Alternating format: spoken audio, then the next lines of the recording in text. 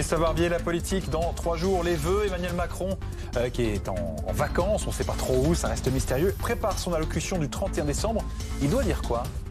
Je pense qu'il doit dire que les réformes vont continuer, que les réformes vont reprendre, que la grande mutation de la France, d'un ancien système fondé sur une dynamique démographique et une croissance économique, à un nouveau système adapté à la mondialisation, eh bien ce mouvement-là, cette mutation-là, elle doit reprendre. Non pas malgré les Gilets jaunes, comme s'il s'agissait de fermer une parenthèse, mais grâce aux Gilets jaunes qui ont complètement changé la nature du débat politique, qui ont obligé le président à créer un deuxième quinquennat dans son quinquennat. Et il y a pour ça un outil, c'est le grand débat national. Que pour parler de l'assurance chômage, des retraites, que pour changer ces systèmes-là, eh bien, on profite du grand débat national. On ne pourra pas avoir moins d'impôts et plus d'État. On ne pourra pas avoir plus de pouvoir d'achat d'un côté et de l'autre, continuer à vouloir avoir un système social aussi généreux et gratuit. Donc, il faut remettre les choses à plat et le grand débat national est un outil formidable pour ça. Je serai le président, je le mettrai au cœur de mes vœux avec, bien entendu, le rendez-vous de 2019, c'est-à-dire l'Europe. Un discours de vœux d'un président, ça peut vraiment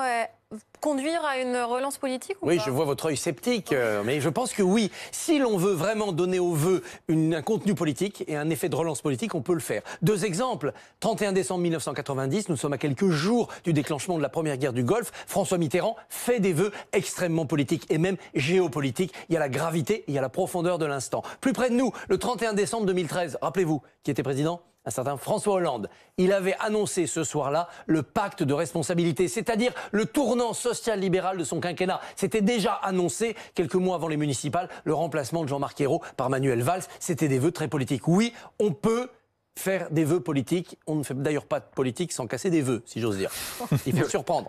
Au lendemain des vœux du 31, il y aura donc le premier, le début 2019. Quels sont les principaux chantiers dont doit s'emparer le président ? À part l'assurance chômage et les retraites, qui sont les chantiers sociaux sur l'établi, je pense qu'il devrait relancer la réflexion sur plus de décentralisation et plus d'Europe. Pas plus de décentralisation contre plus d'Europe, mais parce qu'on va devoir aller plus loin dans l'intégration européenne, il faut réenraciner la politique et travailler la proximité. Les Gilets jaunes sont un mouvement des territoires aussi, donc on voit bien qu'il y a une demande de retour à la proximité, de décentralisation. Le président de la République a eu du mal avec les collectivités locales depuis 1 an et demi. C'est une bonne occasion aussi de leur redonner la main.